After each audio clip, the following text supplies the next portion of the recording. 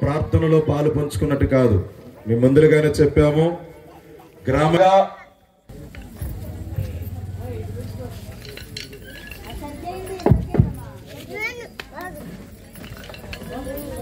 దావీదు కుమార యేసయ్యా నన్ను కరుణించయ్యా, ఒక మాటైనా చాలును దేవా, స్వస్థత పొందెదను నేను, స్వస్థత పొందెదను. నన్ను కరుణించయ్యా, ఒక మాటైనా చాలును దేవా, స్వస్థత పొందెదను నేను, స్వస్థత పొందెదను.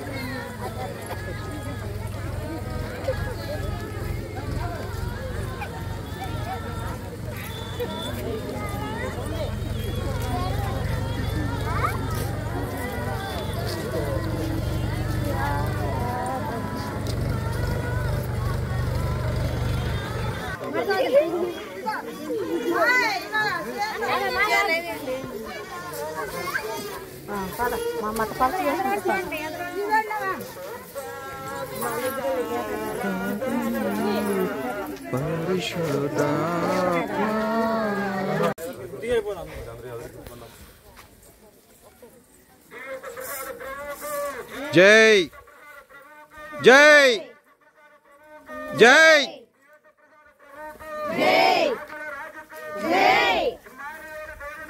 జై జై చాలును దేవా, స్వస్థత పొందెదను నేను, స్వస్థత పొందెదను.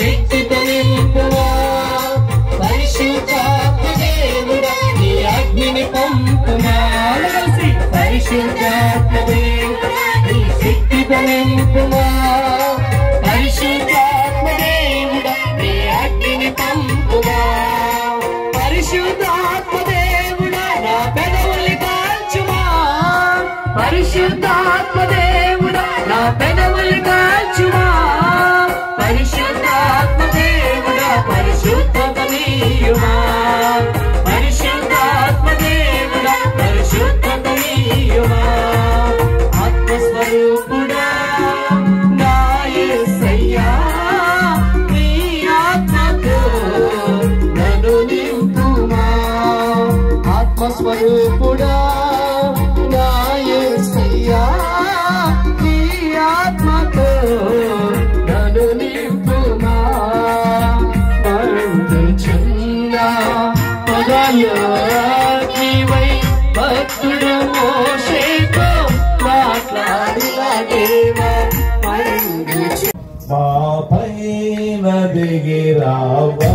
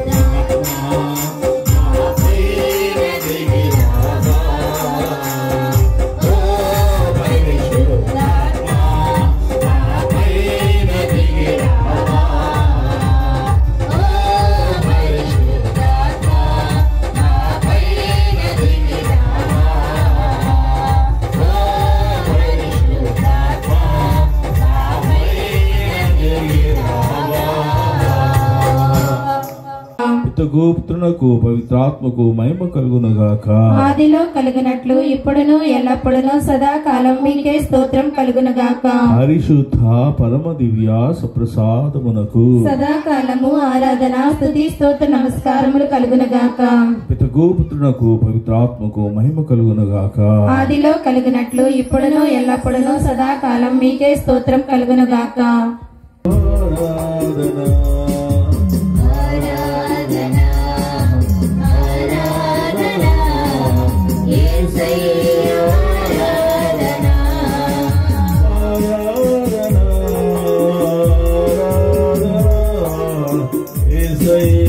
ఆరాధనా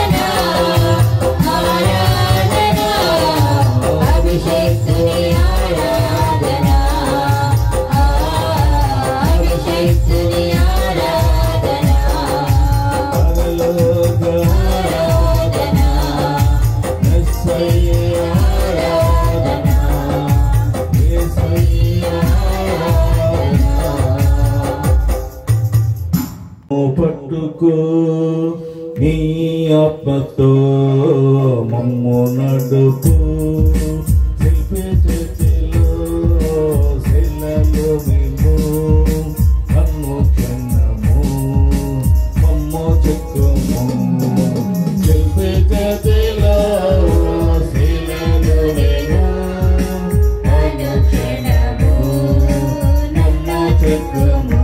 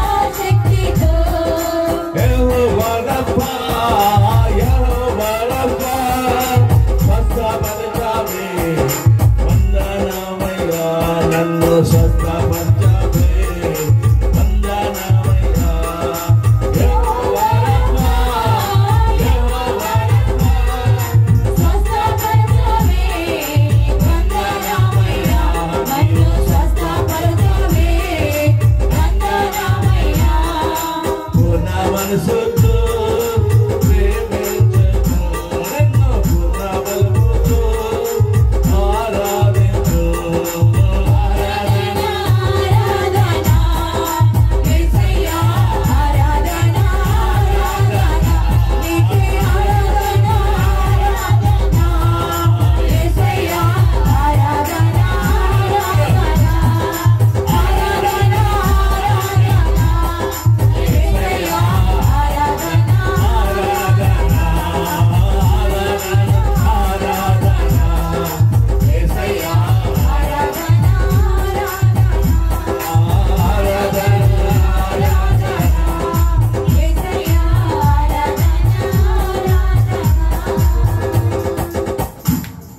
యేసువా స్తోత్రం, యేసువా మహిమ, యేసువా మహిమ, యేసువా ఘనత, యేసువా ఘనత, యేసువా ఆరాధన. యేసువా ఆరాధన. Praise the lord, praise the lord, praise the lord, praise the lord, praise the lord, praise the lord, praise the lord. Praise the lord. క్రీస్తునాథుని యందు దేవుని చెమిక్కిలి ప్రేమింపబడు ప్రియ దేవుని బిడ్డలారా, విశ్వాసులారా, మరి ఈరోజు మరి ఎంతో చక్కగా మన గ్రామంలో మన పూజ్య గురువులు మరి మైకల్ స్వాముల వారు, మరి అదేవిధంగా శ్రీకాంత్ ఫాదర్ గారు మరి ఎంతో చక్కగా ఈ యొక్క కార్యక్రమాన్ని ఆధ్యాత్మికంగా మనందరినీ కూడా నడిపించడానికి దేవుని యొక్క ఆశీర్వాదాలు మనందరిపై ఉండాలనేటువంటి మరి మన మీద ఉన్నటువంటి ప్రేమతో మరి యొక్క కార్యక్రమాన్ని మరి ఏర్పాటు చేసి ఉన్నారు. ప్రత్యేకతముగా ఈరోజు దేవుడు మనతో మాట్లాడబోతూ ఉన్నారు. ఏ విధంగా అంటే వాక్కు ద్వారా మాత్రమే.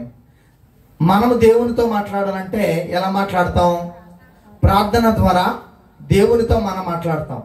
మరి దేవుడు మనతో మాట్లాడాలంటే, దేవుని యొక్క ప్రణాళికను మనం అర్థం చేసుకోవాలంటే అది ఖచ్చితంగా దేవుని యొక్క వాక్కు ద్వారా. అందుకే ఫాదర్ గారు ఒక మాట చెప్పారు, వినుట వలన విశ్వాసము కలుగుతుంది. దేనిని గూర్చి వినుట వలన? క్రీస్తుని గూర్చిన సందేశమును వినుట వలన విశ్వాసం అనేది ప్రతి ఒక్కరికి కూడా కలుగుతుంది. ఈరోజు మనమంతా కూడా ఆ యొక్క విశ్వాసాన్ని పెంపొందించుకోవాలి అంటే దేవుని యొక్క వాక్యాన్ని మనం ఖచ్చితంగా ఆలకించాలి. ప్రియమైనటువంటి దేవుని బిడ్డలారా, మరి దేవుని యొక్క వాక్యాన్ని మనం ధ్యానం చేసుకునే ముందు దేవుని యొక్క వాక్య విశిష్టతను కొద్దిగా మనం ధ్యానం చేసుకుందాం. లూకా శుభవార్త 10వ అధ్యాయము పవిత్ర వచనములు 38వ వచనం నుంచి ఒకసారి మనం చదువుదాం. వారు ప్రయాణం చేయుచుండగా యేసు ఒక గ్రామమునకు వచ్చెను. అచట మార్తమ్మ అను ఒక స్త్రీ ఆయన తన ఇంటికి ఆహ్వానించెను. ఆమెకు మరియమ్మ అను ఒక సోదరి కలదు. ఆమె ప్రభువు పాదముల చెంత కూర్చుండి ఆయన బోధలు వినుచుండెను.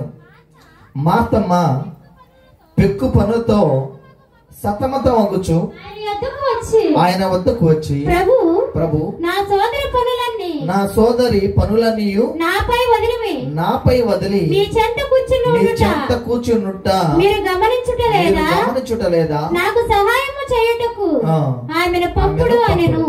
చాలు. ప్రియమైనటువంటి దేవుని బిడ్డలారా, ఈ యొక్క సంఘటన బహుశా మన అందరికీ కూడా బాగా సుపరిచితమైనటువంటి మరి సంఘటన. యేసు ప్రభువు మరి మార్తమ్మ ఇంటికి వెళ్ళినప్పుడు అక్కడ ఎవరు కష్టపడుతూ ఉన్నారు? మార్తమ్మ మాత్రమే కష్టపడుతుంది. మరియమ్మ ఏం చేస్తుంది? యేసయ్య పాదాల వద్ద కూర్చుంటుంది. మార్తమ్మ ఏం చేస్తుంది? చాలా పనులతో చాలా ముఖ్యమైనటువంటి పనులు, చాలా ముఖ్యమైనటువంటి పనులు. ఏంటి ఆ ముఖ్యమైనటువంటి పనులు? మనం రోజు ఇంటికాడ చేస్తాం కదా, రోజు చేసే పనులు. ఏం చేస్తాం? వంట చేస్తామా? ఇల్లు వాకిలి ఊడుస్తామా? ఇవన్నీ కూడా రోజు చాలా ముఖ్యమైనటువంటి పనులు, ఇంపార్టెంట్ పనులు, రోజు ఖచ్చితంగా చేయవలసినటువంటి పనులు. పైగా మన ఇంటికి ఎవరైనా అతిథులు చుట్టాలు వస్తే ఖచ్చితంగా మనం ఇంకా మన ఇంటిని బాగా మరి శుభ్రపరచుకొని నీట్గా ఉంచి వచ్చేటువంటి వారికి విలువైనటువంటి ఆహార పదార్థాలను తయారు చేయడంలో నిమగ్నం అవుతూ ఉంటాం. ఎన్నో పనులు చేస్తూ ఉంటాం. కానీ ప్రియమైనటువంటి దేవుని బిడ్డలారా, మరియమ్మ మాత్రం ఇవన్నీ ఏమీ పట్టించుకోకుండా యేసయ్య దగ్గర కూర్చుంది. ఇది మార్తమ్మకి నచ్చల. మార్తమ్మకి ఆ విషయం నచ్చల.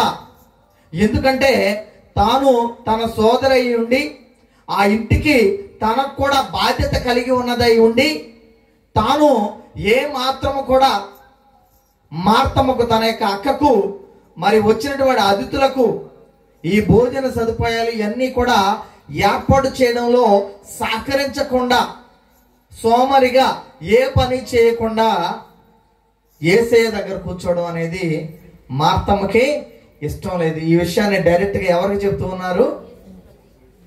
యేసయ్యకే ఈ విషయాన్ని చెప్తూ ఉన్నారు. అయ్యా, ఇది న్యాయమా? ఇది ధర్మమా? ఇదిగో మరి నా చెల్లి, నా సహోదరి పనులన్నీ కూడా నా మీద పెట్టేసి, ఈ భారం అంతా నా మీద పెట్టేసి ఇది ఇక్కడ కూర్చొని మరి కాలయాపన చేస్తుంది, సమయాన్ని వృధా చేస్తుంది. కొంచెం ఆవిడ వచ్చి నాకు సహాయపడమని చెప్పి అడుగుతూ ఉంది. అప్పుడు యేసయ్య ఏమని చెప్తున్నారు? అందుకు యేసు, మార్తమ్మ మార్తమ్మ, నీవు ఎన్నో పనుల గురించి విచారించుచు ఆతురత పడుచున్నావు. చాలు, ఒక్క నిమిషం. ప్రియమైనటువంటి దేవుని బిడ్డలారా, ఈ మార్తమ్మకు ఉండేటువంటి పనులు రోజు ఉంటాయి. మనకి రోజు అన్నం వండుకోవాలి, కూర వండుకోవాలి, మరి పొలం పనులకు వెళ్ళాలి, ఉద్యోగానికి వెళ్ళాలి. ఇవన్నీ కూడా రోజు ఉంటాయి. రోజు కూడా ఈ పనులతో సతమతం అవుతూ ఉంటాం. యేసు ప్రభు కూడా మార్తమ్మతో చెప్తున్నాడు, ఇదిగో మార్తమ్మ మార్తమ్మ, నీవు అనేకమైనటువంటి పనులతో నువ్వు సతమతం అవుతూ ఉన్నావు, చాలా ఇబ్బంది పడుతూ ఉన్నావు, చాలా కష్టపడుతూ ఉన్నావు. నీ కష్టం ఇవన్నీ కూడా వృధా, ఇవన్నీ కూడా వేస్ట్. వీటికంటే నువ్వు చేసే పని వృధా కాదు, నువ్వు చేసే పని చెడ్డది కాదు, నువ్వు చేసే పని మంచిదే. ఎందుకు మంచిది? వచ్చినటువంటి అతిథులకి మరి సత్కార్యాలు చేయడం, భోజనాలు ఏర్పాటు చేయడం, ఇవన్నీ కూడా మంచి పనులే. నువ్వు చేసేది మంచి పనే, చెడ్డ పని కాదు. కానీ దీనికంటే మరొక మంచి పని ఇంకోటి ఉంది. దీనికంటే మరొక మంచి పని ఇంకొకటి ఉంది. ఏంటి ఆ మంచి పని? ఎవరైనా చెప్తారా? ఆ పని ఎవరు చేస్తున్నారు? ఇప్పుడు మరియమ్మ చేస్తుంది. గట్టిగా చప్పట్లు కొట్టి దేవునికి వందనాలు చెప్తాం. ఈరోజు మనం కూడా ఏం చేస్తున్నాం? మరియమ్మ లాగా అనేక పనులన్నీ కూడా పక్కన పెట్టి ప్రశాంతంగా, సంతోషంగా దేవుని సన్నిధిలో కూర్చొని దేవుని యొక్క మాటలను ఈరోజు మనమంతా కూడా ఆలకించడానికి వచ్చాం. అవునా? నిద్రపోవడానికి వచ్చావా? కాదుగా. మరియమ్మలాగా దేవుని యొక్క వాక్యాన్ని ఆలకించడానికి వచ్చాం. ఎందుకంటే ఈ ప్రపంచంలో, ఈ లోకములో అత్యంత ఉన్నతమైనది, అత్యంత శ్రేష్టమైనటువంటి పని ఏదైనా ఉందా అంటే అది మరియమ్మ చేసినటువంటి పని. ఏంటి ఆ పని? యేసయ్య పాదాల వద్ద కూర్చొని దేవుని యొక్క వాక్యాన్ని ఆలకించడం. ఎందుకంటే ప్రియమైనటువంటి దేవుని బిడ్డలారా, దేవుని యొక్క వాక్యం అనేది ఎంతో విలువైనది, రెండంచుల ఖడ్గము వంటిది, నరులను చైతన్యవంతులను చేస్తుంది. దేవుని యొక్క వాక్కు నరులను చైతన్యవంతులుగా చేస్తుంది. ఈ లోకంలో అత్యంత ఉన్నతమైనది. ఈ లోకంలో అనేక పనుల కంటే, మార్తమ్మ ఎన్నుకున్నటువంటి పని కంటే మరియమ్మ ఎన్నుకున్నటువంటి పని చాలా ఉత్తమమైనది, శ్రేష్టమైనది. అది యేసయ్య పాదాల చెంత కూర్చొని దేవుని యొక్క వాక్యాన్ని వినడం. ప్రియమైనటువంటి దేవుని బిడ్డలారా, మరి దేవుని యొక్క వాక్యాన్ని వినడం వలన మనకేం కలుగుతుంది? విశ్వాసం కలుగుతుంది. దేవుని యొక్క వాక్కు వినడం వలన విశ్వాసం కలుగుతుంది, నమ్మకం కలుగుతుంది. దేవునికి మనం మరింత చేరువ అవ్వగలుగుతాం, దేవునికి దగ్గర అవుతూ ఉంటాం. మన యొక్క జీవితంలో అనేకమైనటువంటి కష్టాలు వచ్చినా, బాధలు వచ్చినా, ఇబ్బందులు వచ్చినా అవన్నీ కూడా దేవుని యొక్క వాక్కు మనను నడిపిస్తుంది. జిగటగల ఊబిలో నుండి మనను లేవనెత్తుతుంది. ఎంతో తీయనటువంటి, మధురమైనటువంటి, విలువైనటువంటి మాటలను పునీత పేతురు గారు చెప్పినట్లుగా, ఇదిగో ప్రభువా, మేము ఎవరి దగ్గరికి వెళ్తాం, ఎక్కడికి వెళ్తాం, మేము ఎక్కడికి వెళ్ళాం, ఎవరు ఏమనుకున్నా మేము ఎవరి మాట వినాం, మేము నీ మాటలే వింటాం, నీ దగ్గరే ఉంటాం, నీ చెప్పినటువంటి మాటలే మేము నమ్ముతాం, విశ్వసిస్తాం. కారణం ఏంటంటే నీ మాటలు నిత్య జీవపు మాటలు, నీవు నిత్య జీవపు మాటలు కలవాడవు కనుక మేము నీ మాటను నమ్ముతూ ఉన్నాం, విశ్వసిస్తూ ఉన్నాం అని చెప్పి పేతురు గారు తమ యొక్క పనులన్నిటినీ కూడా పక్కన పెట్టేసేసి మరి క్రీస్తు ప్రభువుని వెంబడించేటువంటి ఒక గొప్ప పునీతుడు పేతురు గారు. ప్రియమైనటువంటి దేవుని బిడ్డలారా, మార్తమ్మ కూడా ఇదిగో అటువంటి విలువైనటువంటి, మరియమ్మ కూడా అటువంటి విలువైనటువంటి మాటలను ఆలకించడానికి వచ్చింది. ఈరోజు మనం కూడా ఇక్కడికి ఎందుకు వచ్చాం?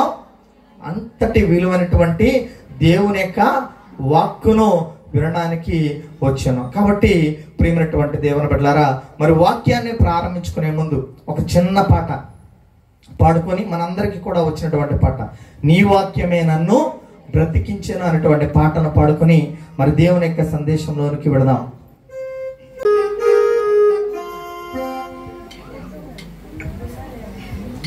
నీ వాక్యమే నన్ను బ్రతికించెను, బాధలలో నెమ్మదినిచ్చెను. నీ వాక్యమే నన్ను బ్రతికించెను. వందనం, యేసువా వందనం, యేసువా స్తోత్రం, యేసువా స్తోత్రం, యేసువా మహిమ, యేసువా మహిమ, యేసువా ఘనత, యేసువా ఘనత, యేసువా ఆరాధన. యేసువా ఆరాధన. ప్రియమైన దేవుని బిడ్డలారా, దేవుని యొక్క వాక్కు మనం వింటే, దేవుని యొక్క వాక్కు మన జీవితంలో ఏం చేస్తుందో ఈ పాట రూపంలో మనం అంతా కూడా అర్థం చేసుకున్నాం. ఇది అందరికీ కూడా బాగా సుపరిచితమైనటువంటి పాట. నీ వాక్యమే నన్ను బ్రతికించును. దేవుని యొక్క వాక్కు మనను బ్రతికిస్తుంది. చాలా మంది కూడా అనేకమైనటువంటి సమస్యలతో, అనేకమైనటువంటి బాధలతో, అనేకమైనటువంటి ఇబ్బందులు, శోధనలు వచ్చినప్పుడు కొంతమంది దేవుని యొక్క వాక్యాన్ని ధ్యానం చేసుకున్నప్పుడు, దేవుని యొక్క వాక్యాన్ని ఆలకించినప్పుడు వారి జీవితంలో ఒక గొప్ప మార్పు, మరుపురైనటువంటి మార్పు సంభవిస్తూ ఉంటుంది. ప్రియమైనటువంటి దేవుని బిడ్డలారా, అందులో ఒక ప్రముఖమైనటువంటి వ్యక్తి పునీత అగస్టిన్ గారు. పునీత అగస్టిన్ గారు మరి దేవుడంటే భయం లేదు, దేవుడంటే భక్తి లేదు, బాగా చదువుకున్నాడు కానీ దేవుని మీద ఎటువంటి ప్రేమ లేదు, విశ్వాసం లేదు, నమ్మకం లేదు. వాళ్ళ అమ్మగారు ఎవరో?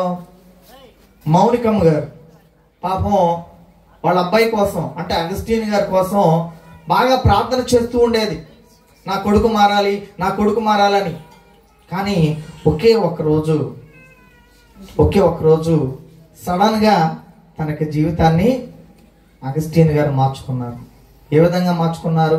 ఏ విధంగా మారింది అంటే, మరి ఆ సమయంలో పునీత ఆంబ్రోస్ గారు మిలాన్ అనేటువంటి ఆ యొక్క మేత్రాసనంలో దేవుని యొక్క వాక్యాన్ని బోధిస్తున్నప్పుడు ఆ వాక్యాన్ని విని తనకి జీవితం అంతా కూడా మార్చుకున్నారు. గట్టిగా చప్పట్లు కొట్టి దేవుని పొందినటువంటి దేవుని బిడ్డ, దేవుని యొక్క వాక్కు అంతా బలమైనది, దేవుని యొక్క వాక్కు అంతా శక్తివంతమైనది. ప్రేమైనటువంటి దేవుని బిడ్డ, మరి అటువంటి వాక్కు ఈరోజు మన యొక్క జీవితాల్లో అటువంటి మార్పును తీసుకురావాలి.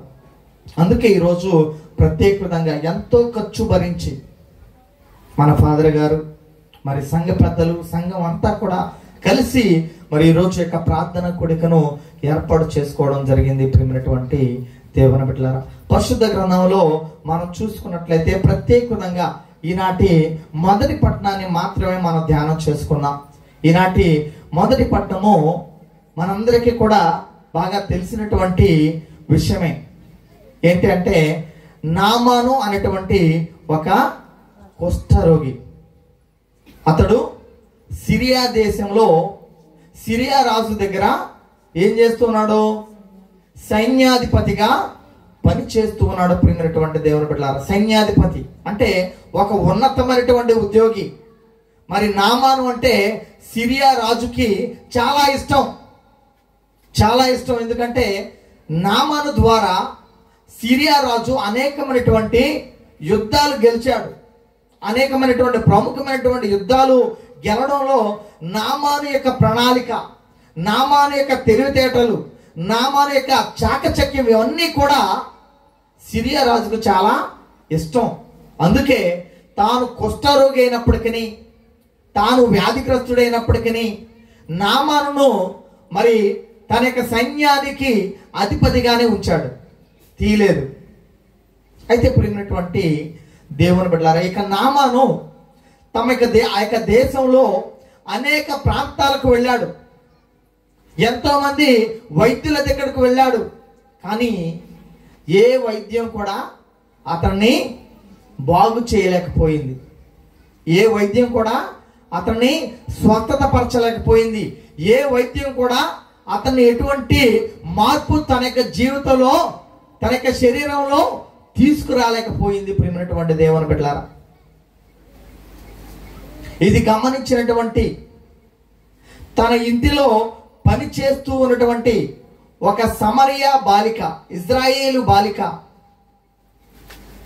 నామానుతో చెబుతుంది, తన కుటుంబ సభ్యులతో చెప్తుంది, అయ్యా మీరు ఎంతో డబ్బును వెచ్చించారు, ఎంతో మంది వైద్యుల దగ్గరకు వెళ్ళారు, కానీ మీ యొక్క జీవితంలో ఎటువంటి మార్పు రాలేదు, ఎటువంటి స్వస్థత లభించలేదు. కానీ నాదొక చిన్న విన్నపం, అదేంటంటే మా దేశంలో ఒక ప్రవక్త ఉన్నాడు, ఒక దైవజనుడు ఉన్నాడు. ఆ దైవజనుని దగ్గరకు గనక నువ్వు వెళితే నీ జీవితం బాగుపడుతుంది, నీ యొక్క రోగం, నీలో ఉన్నటువంటి జబ్బు అంతా కూడా పోతుందని చెప్పి ఆ బాలిక చెప్పినప్పుడు, మరి గురువుల దగ్గరికి వెళ్ళాలన్నా, అధికారుల దగ్గరికి వెళ్ళాలన్నా ఒక ప్రణాళిక అనేది ఉంటుంది. ఎమ్మెల్యే గారి దగ్గరికి వెళ్ళాలంటే ఎమ్మెల్యే గారి దగ్గర ఎవరు ఉంటారు? సెక్రటరీలు, పిఏ, పర్సనల్ మేనేజర్, పర్సనల్ సెక్రటరీలు, వీళ్ళందరూ కూడా ఉంటారు కదా. మరి వాళ్ళ యొక్క అనుమతి తీసుకొని అక్కడికి వెళ్ళాలి. మరి ఒక దేశం నుండి ఇంకో దేశానికి వెళ్ళాలంటే తమ దేశపు రాజు యొక్క అనుమతి తీసుకొని వేరే దేశానికి వెళ్ళాలి. మరి ఈ నామాను ఎప్పుడైతే ఈ విషయాన్ని గమనించాడో, తెలుసుకున్నాడో, తన రాజు అసీరియా రాజు దగ్గరికి వెళ్ళి, అయ్యా నేను ఇలాగా ఇజ్రాయేల్ దేశానికి వెళదాం అనుకుంటూ ఉన్నాను, ఇజ్రాయేల్ దేశానికి వెళదాం అనుకుంటూ ఉన్నాను, అక్కడ ఎవరో ఒక ప్రవక్త ఉన్నాడట, ఆ ప్రవక్త ద్వారా నేను శుద్ధి పొందుకోవాలనుకుంటూ ఉన్నాను, నేను స్వస్థత పొందుకోవాలనుకుంటూ ఉన్నాను అని చెప్పినప్పుడు ఆ రాజు మరి వెంటనే అతనికి ఆ నామానికి కావలసినటువంటి సౌకర్యాలన్నీ కూడా ఏర్పాటు చేసి ఒక జాబు, ఒక ఉత్తరాన్ని రాసి మరి ఇజ్రాయేల్ రాజుకి పంపిస్తూ ఉండడం మనం చూస్తూ ఉన్నాం. ప్రియమైనటువంటి దేవుని బిడ్డలారా, మరి ఆ రాజు ఆ యొక్క జాబు, ఆ యొక్క ఉత్తరాన్ని చదివినటువంటి ఆ రాజు ఏమనుకున్నాడు? పరిశుద్ధ గ్రంథంలో మనం ఒకసారి ఆ వచనాన్ని చదువుకుందాం. రాజుల 2వ గ్రంథము 5వ అధ్యాయము 6వ వచనాన్ని ఒకసారి చదువుదాం. దాని యందు ఇట్లున్నది, నా ఉద్యోగి అయిన నామానును ఈ లేఖలో నీ చెంతకు పంపుచున్నాను, నీవతని కుష్టిని నయము చేయవలసినది. ఇశ్రాయేలు రాజు ఆ జాబు చదివి బట్టలు చించుకొనెను, కొలువు కాండ్రతో వింటిరా సిరియా రాజు నేను అతని కుష్ఠము నయము చేయవలనని అనుచున్నాడు. చావును బ్రతుకును గాని కలిగించుటకు నేను దేవుడనా ఏమి అని ఆ యొక్క రాజు, ఇజ్రాయేల్ రాజు ఏం చేస్తున్నాడు? బట్టలు చించుకుంటూ ఉన్నాడు. మరి ఆవేశానికి గురవుతున్నాడు. కారణం ఏంటి? ఎందుకు ఆవేశానికి గురయ్యాడు? ఎందుకు బట్టలు చించుకుంటూ ఉన్నాడు? ఎందుకు బాధపడుతూ ఉన్నాడు అంటే ఆ లేఖలో ఏమని ఉంది? ఆ లేఖలో ఏమని రాసి ఉంది? ఇదిగో నా యొక్క సైన్యాధిపతి అయినటువంటి నామాను నీ దగ్గరికి పంపిస్తూ ఉన్నా. అతన్ని చాలా జాగ్రత్తగా చూసుకోవాల్సినటువంటి బాధ్యత నీది. అతడు నీ దేశంలో స్వస్థత కోసం వచ్చాడు, అతన్ని బాగు చేయవలసినటువంటి బాధ్యత నీదే అని చెప్పాడు. ఇది రాజుకి అర్థం కాల, ఇజ్రాయేల్ రాజుకి అర్థం కాల. ఇది ఎందుకు తనకు ఈ లేఖను ఈ విధంగా పంపించాడో తెలియదు. అందుకే బట్టలు దించుకొని కంగారు పడిపోయి, ఒకవేళ ఈ రాజు అసీరియా రాజు చిన్న దేశమైనటువంటి ఇజ్రాయేల్ దేశం మీద దాడి చేసి నన్ను ధ్వంసం చేయడానికే ఈ ప్రణాళిక వేసుకున్నాడేమో అని అనుకున్నాడు. ప్రియమైనటువంటి దేవుని బిడ్డలారా, ఇక్కడ మనం 2 విషయాలను గమనించాలి. ఒకటి, నామాను దగ్గర చాలా డబ్బు ఉంది, చాలా ధనవంతుడు ఉన్నవాడు, తన దేశంలో ఎంతో పలుకుబడి ఉంది, మరి రాజు యొక్క సహకారం కూడా ఉంది. కానీ తనకున్నటువంటి డబ్బు కానీ అధికారము కానీ లేకపోతే ఆ దేశంలో ఉన్నటువంటి వైద్యులు కానీ ఎవరు కూడా నామానుని బాగు చేయలేకపోయారు. రెండవదిగా మనం గమనించినట్లయితే ఇజ్రాయేలు రాజు ఆ యొక్క ఉత్తరాన్ని చదివినప్పుడు ఆ రాజు చాలా ఆందోళనకు గురయ్యాడు.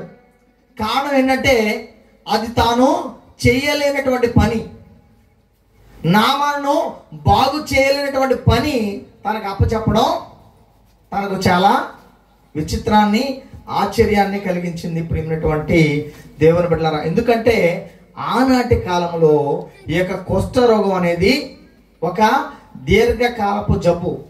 ఆ రోజుల్లో మరి యొక్క కుష్ఠరోగానికి అసలు ముందే లేదు. There is no cure. ఆ యొక్క లెప్రసీ, ఆ యొక్క కుష్ఠ వ్యాధికి ఆ రోజుల్లో అసలు ఎక్కడ కూడా మందులు లేవు.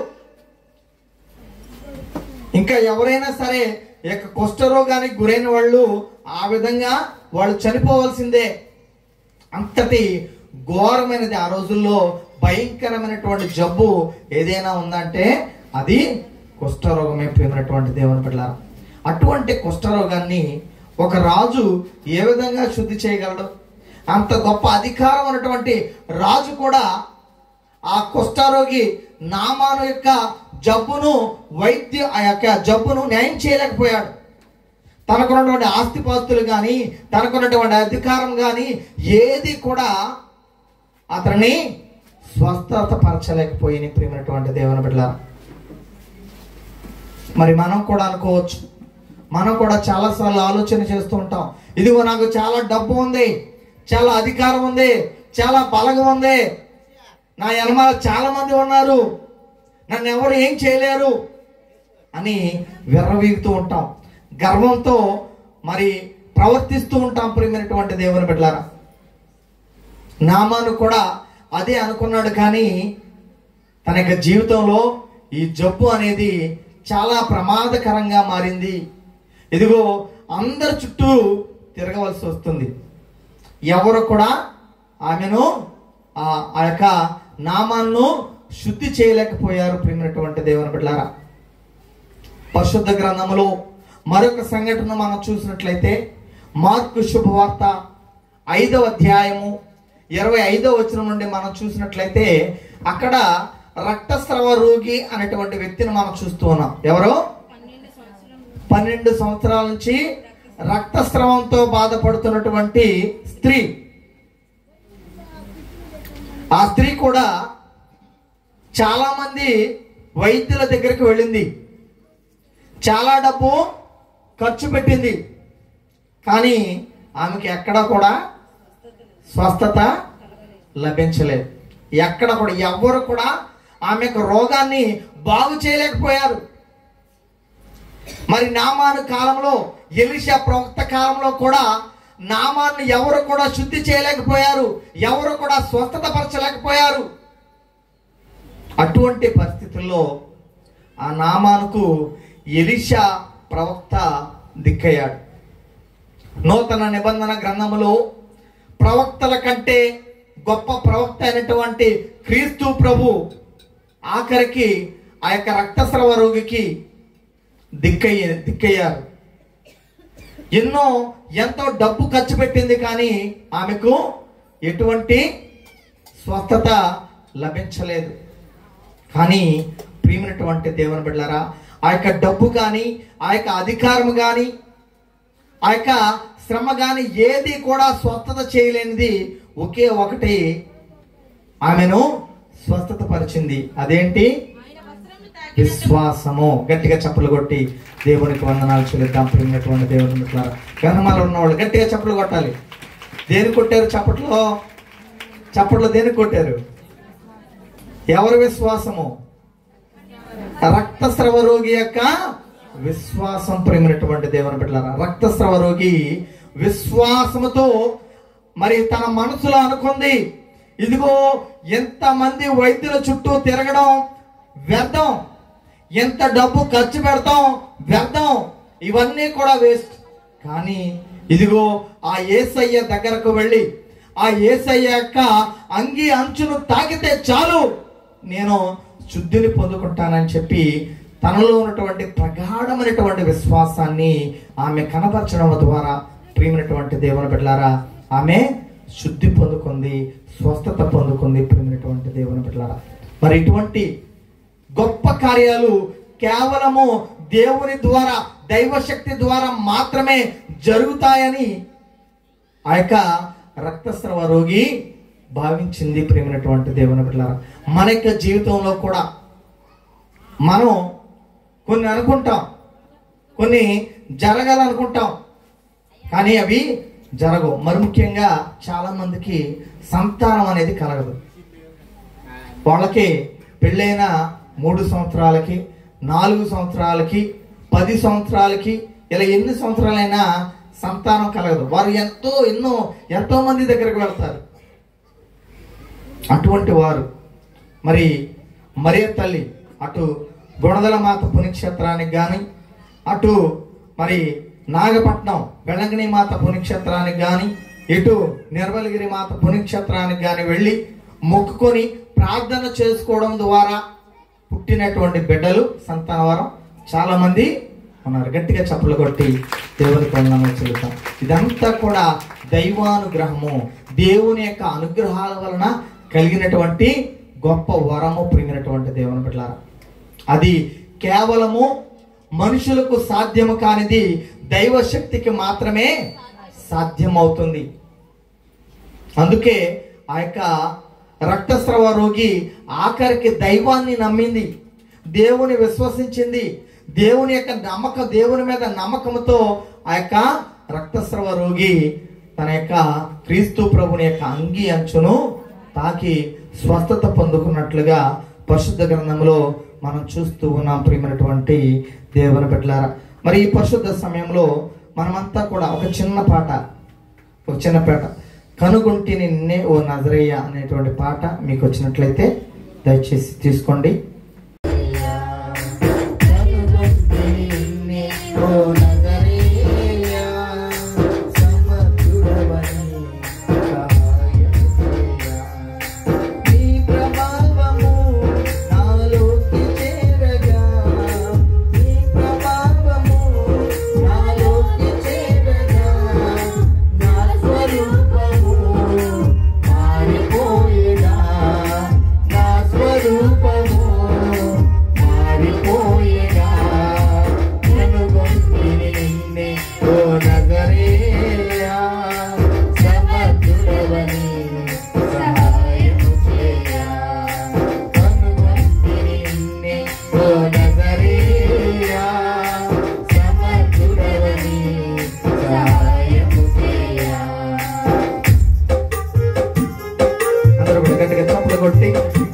మరి దేవుడు మనకి జీవితంలో చేసినటువంటి మేలును గుర్తు చేసుకుని దేవునికి స్తుతులు స్తోత్రము చెల్లిస్తూ ఆ ప్రభుని ఆరాధించుకున్నాం, ఆ ప్రభుని గణపరుచుకున్నాం.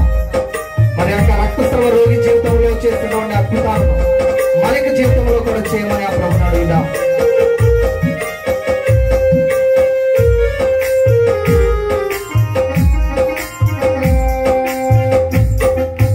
ప్రయత్నాలు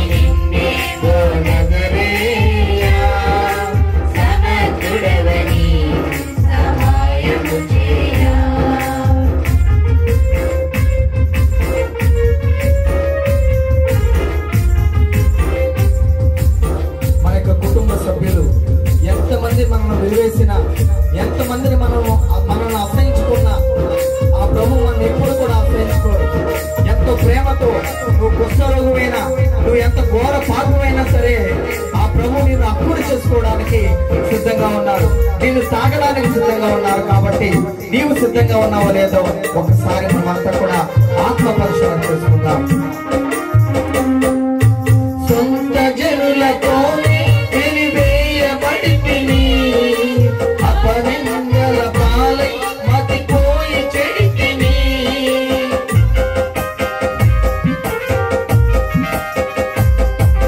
సొంత జనులతోనే వెలివేయబడితిని, అపనిందల పాలై మతిపోయి చెడితిని. బ్రతుకెందుకని మనసే చంపుకొని, బ్రతుకెందుకని మనసే చంపుకొని, జీవోత్సవమై ఇలా మిగిలి ఉంటిని, జీవోత్సవమై ఇలా మిగిలి ఉంటిని. కనుగొంటిని నిన్నే ఓ నజరేయా, సమర్థుడవని సహాయము చేయా. కనుగొంటిని నిన్నే ఓ నజరేయా, సమర్థుడవని సహాయము చేయా.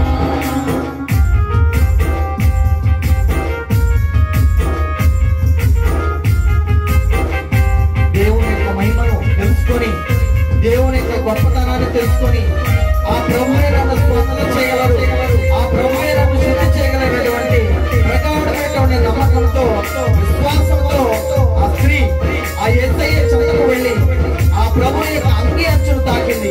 తన యొక్క బాధ చెప్పకుండా, చెప్పలేని పరిస్థితుల్లో ఉన్నప్పటికీ యేసయ్య అంగి అంచును తాకి స్వస్థత పొందుతున్నట్టుగా మనం కూడా విశ్వసించి స్వస్థత పొందుకున్నాం. నీ మహిమను గూర్చి వార్తలను వింటిని, స్వస్థపరచు దేవా నిన్ను నమ్ముకుంటిని.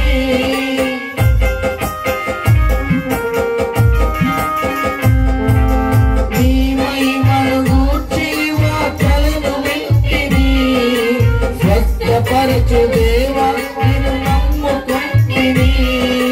ధైర్యము లేక ఎదురుగా రాలేక, ధైర్యము లేక ఎదురుగా రాలేక, వెనుక నుండి వచ్చి నిన్ను ముట్టుకుంటిని, వెనుక నుండి వచ్చి నిన్ను ముట్టుకుంటిని. కనుగొంటిని నిన్నే ఓ నజరేయా, సమర్థుడవని సహాయము చేయా. కనుగొంటిని నిన్నే ఓ నజరేయా, సమర్థుడవని సహాయము చేయా. కనుగొంటిని నిన్నే ఓ నజరేయా, సమర్థుడవని సహాయము చేయా. కనుగొంటిని నిన్నే ఓ నజరేయా, సమర్థుడవని సహాయము చేయా. యేసువా వందనం, యేసువా వందనం, యేసువా మహిమ, యేసువా ఘనత, యేసువా ఘనత, యేసువా ఆరాధన. యేసువా ఆరాధన. Praise the lord, praise the lord, praise the lord, praise the lord, praise the lord. Praise the lord.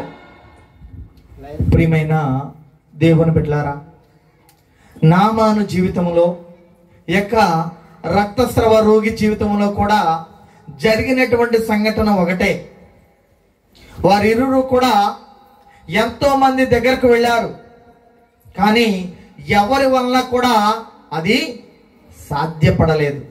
ఎవరి వలన కూడా అది సాధ్యపడలేదు. ఎవరి వలన కూడా వారు శుద్ధి చేయలేకపోయారు, వారిని ఆరోగ్యవంతులను చేయలేకపోయారు. ప్రియమైనటువంటి దేవుని బిడ్డలారా, ఆ రాజు ఎంతగానో బాధపడ్డాడు. ఎందుకు మరి ఇటువంటి వార్త నాకు వచ్చింది? బహుశా సిరియా రాజు నా మీద యుద్ధం చేయడానికై ఒక ప్రణాళిక వేసుకున్నాడా ఏంటి అనేటువంటి ఆలోచన కలిగి ఉన్నాడు. ఆ రాజు కూడా నామాన్ను శుద్ధి చేయలేకపోయాడు. నామాను దగ్గర ఉన్నటువంటి డబ్బు, ఆస్తిపాస్తులు, ఐశ్వర్యం ఏమీ కూడా తనకు జబ్బును నయం చేయలేకపోయినాయి. ప్రేమైనటువంటి దేవుని బిడ్డలారా, కానీ ఒకే ఒకటి నామానును స్వస్థత పరచగలిగింది. ఒకే ఒకటి ఆ యొక్క రక్తస్రావ రోగిని స్వస్థత పరచగలిగింది.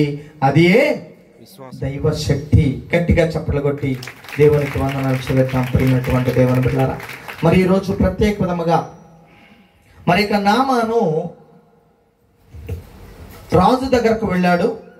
రాజు దగ్గరకు వెళ్ళిన తర్వాత రాజుకు తర్వాత అర్థమైంది తన రాజ్యంలో ఒక దైవజనుడు, ఒక ప్రవక్త ఉన్నాడని. ఆ ప్రవక్త దగ్గరకే అసీరియా రాజు ఈ నామానును పంపించాడు అని. మరి అక్కడ నుంచి ఆ యొక్క నామాను తిరిగి ఎలీషా ప్రవక్త దగ్గరకు వెళ్ళాడు. ఎలీషా ప్రవక్త దగ్గరకు వెళ్ళి తన ఇంటి ముందు నిలబడి, ఇదిగో నేను అసీరియా రాజుకు సైన్యాధిపతిని, మరి ఎంతో ధనవంతుణ్ణి, ఎంతో గొప్ప అధికారం కలిగిన వాడిని నేను వచ్చాను. ఇదిగో నన్ను స్వస్థత చేయడానికి, నన్ను బాగు చేయడానికి మరి ఆ యొక్క దైవజనుణ్ణి పంపించమని ఒక వార్త పంపించాడు. ఎలీషా బయటకు వచ్చాడా? రాలా. ఎలీషా లోపలే ఉండి తన దగ్గర ఉన్నటువంటి సేవకుడు అయినటువంటి గేహాసి అనేటువంటి ఆ యొక్క సేవకుడిని పంపించి ఒక పని చేయమని చెప్పాడు. ఏంటి ఆ పని? ఇదిగో అక్కడ ఉన్నటువంటి యోర్దాను నదిలో 7 సార్లు మునగమని చెప్పాడు. ప్రియమైనటువంటి దేవుని బిడ్డలారా, నామాను వెంటనే ఒప్పుకున్నాడా? ఒప్పుకోలా. తనలో ఉన్నటువంటి గర్వం, అధికార గర్వం, ఇవన్నీ కూడా నామానుకు గుర్తొచ్చినాయి. నేనేంటి, నా హోదా ఏంటి, నా యొక్క కెపాసిటీ ఏంటి, నా యొక్క శక్తి సామర్థ్యాలు ఏంటి, నేను వెళ్ళి ఆ యోర్దాను నదిలో మునగడం ఏంటి? మా దేశంలో ఇటువంటి నదులు లేవా? ఇంతకంటే గొప్ప నదులు మా దేశంలో లేవా? నేను అక్కడికి వెళ్ళి శుద్ధి చేసుకోలేనా అనేటువంటి గర్వంతో, అహంకారంతో ఆ యొక్క నామాను ఆలోచన చేశాడు. మరి నేను ఎంత చెప్పినా, ఎంతో దూరం నుండి ప్రయాసపడి వస్తే కనీసం నన్ను చూడడానికి కూడా రాకుండా తన సేవకుని పంపించి ఈ విధంగా చెప్పడం మరి అది మంచిది కాదు అనేటువంటి మరి స్థితిలో నామాను మాట్లాడడం ఇక్కడ మనం చూస్తూ ఉన్నాం. ప్రియమైనటువంటి దేవుని బిడ్డలారా, అయితే ఆ యొక్క అందులో ఉన్నటువంటి ఒక సైనికుడు ఏమని చెప్పాడు? యా ప్రవక్త గనక, దైవజనుడు గనక ఎంతకంటే పెద్ద పనిని, ఎంతకంటే మిన్నైనటువంటి పనిని నీకు అప్పచెప్తే నీవు శుద్ధి పొందుకోవడానికి, నీవు స్వస్థత పొందుకోవడానికి నీవు ఆ పని చేయవా అని చెప్పినప్పుడు వెంటనే నామాను ఆలోచన చేశాడు. నీకే స్తుతి ఆరాధన ఆరాధన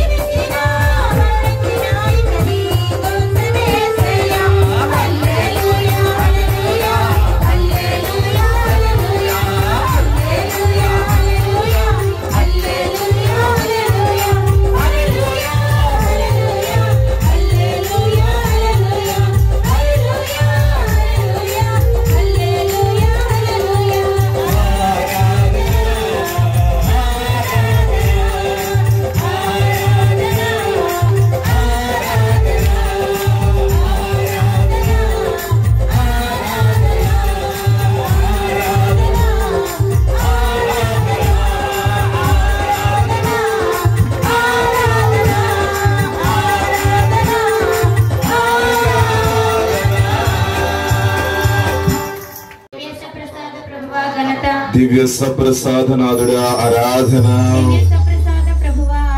praise the lord, praise the lord, praise the lord, praise the lord, praise the lord. ఈ 3 రోజులు భాస్కర్ రావు మాస్టర్ గారు మిమ్మల్ని అందరినీ కూడా తపస్కాలంలో కూడా కడుపు నిండా మీకు బొమ్మ పెట్టాలనుకున్నాడు. ఏం పెట్టాలనుకున్నాడు? మేము తినవురా మొర్రో అన్నా సరే, మా కడుపులు పట్టవయ్యా అన్నా సరే, మీ కాళ్ళు నిప్పులు వచ్చినా, మీ నడుగులు కూలిపోయినా, మళ్ళీ ఇంటికి వెళ్ళి మీరు మంచం మీద పడుకున్నప్పుడు వాంతి చేసుకునేంత విధంగా వాక్యాన్ని పెట్టాడు. నిన్న ఎన్ని గంటలు?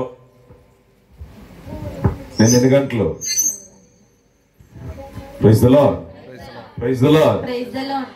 కూర్చున్నారు? 3 గంటలు, 6 గంటలు. ఏమో నాకైతే కూర్చున్నట్టే తెలియలేదు. నరిగి పారేయాలి మన జీవితంలో కూడా అంతే. ఫలభరితం లేనటువంటి జీవితం నువ్వు ఎంత ప్రయాసపడినా వృధానే. మారి చూడు, యాకోబులాగా దేవుడు నేను దీవిస్తాడు. Praise the lord, praise the lord. మారి చూడు, యాకోబులాగా నిన్ను దీవిస్తాడు. నూతన నామకరణము చేస్తాడు. కళ్ళకు కనపడేదంట నీకు దారాదత్తం చేస్తాడు దేవుడు. అబద్ధం అనుకుంటున్నారా? నువ్వు మారి చూపించు దేవుడికి, దేవుడు నీకు సమస్తము దారి చూపిస్తాడు. కాబట్టి ప్రియమైనటువంటి స్నేహితులారా, రెండవదిగా మన పెదవులు ఏంటంట? కీర్తనల గ్రంథములో 140వ కీర్తన 3వ వచనం ఒకసారి చదువుతారు. కీర్తనల గ్రంథము 143. వారి నాలుకలు పాముల నాలుకల వలె పదునుగా ఉన్నవి. వారి నోట నాగుపాము విషము ఉన్నదంట. ఏముందంట? నాగుపాము. ఎవరి దగ్గర అంట? ఎవరి నాలుకలో? మన అందరి నాలుకల్లో నాగపాము విషం ఉందంట. కాబట్టి ఆ విషయాన్ని ఏం చేస్తాం మనం? ఇతరులను అంతమొందించాలని ఊహించిన దానికంటే ఎన్నో రెట్లు అధికముగా నేర్పు కలిగిన ఆ దేవునికి క్రీస్తు యేసునందు తరతరములు మహిమలు కలుగును గాక. ఆయనకు సమర్పిత ఆయన మనకే విషయం ఉంటుంది. మూర్ఖుడు చెప్పేటటువంటి మాటలు. మూర్ఖుడు ఏమంటాడంట? దేవుడు లేడు. ఆ పక్షాన్ని ఎప్పుడు కూడా సహవాసం చేయొద్దు సుమా. ఆ చెడిపోయిందే కాదు, నిన్ను కూడా చెడగొట్టేస్తాడు.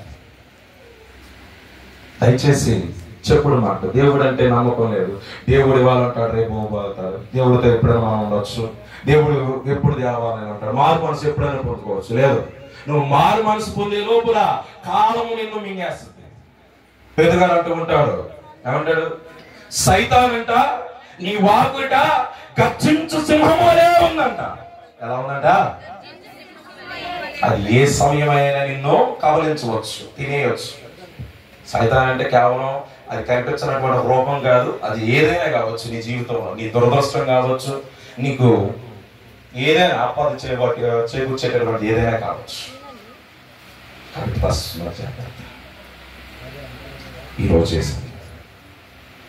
ఈరోజే సమయము. వినయముతోడ నీ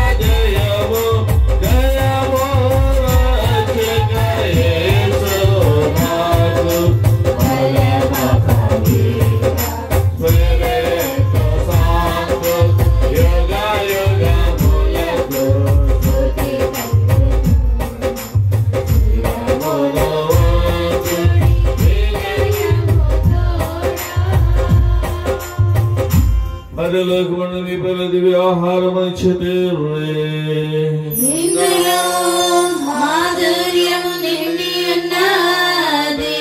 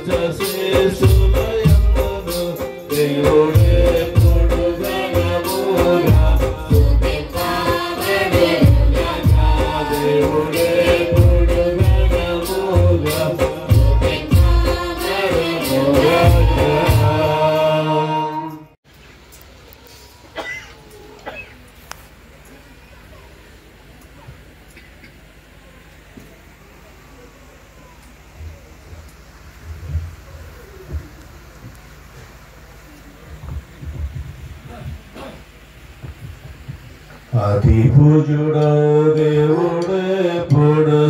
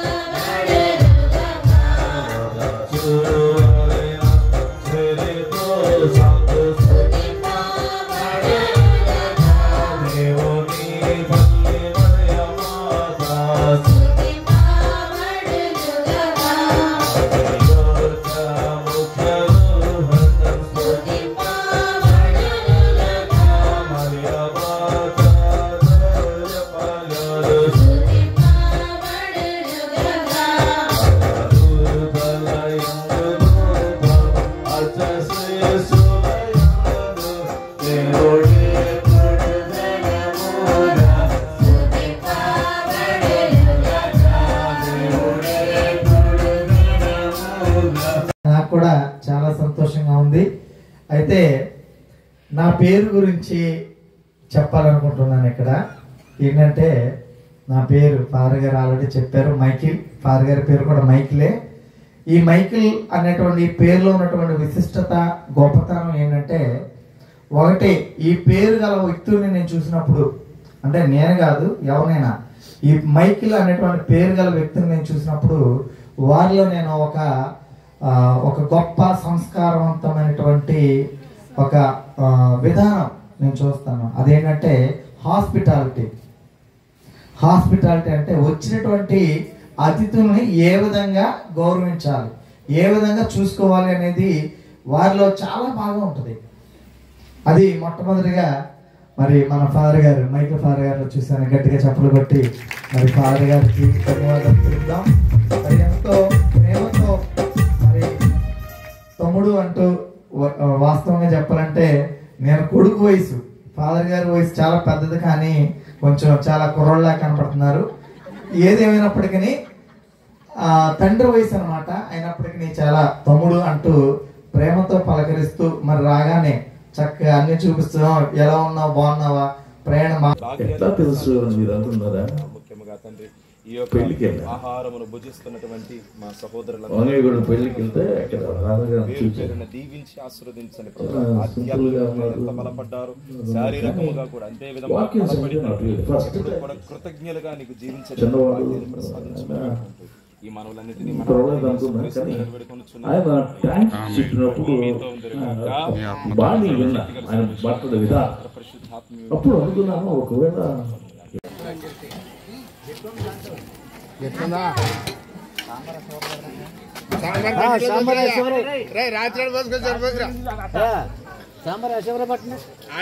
అందరండి వస్తున్నాయి.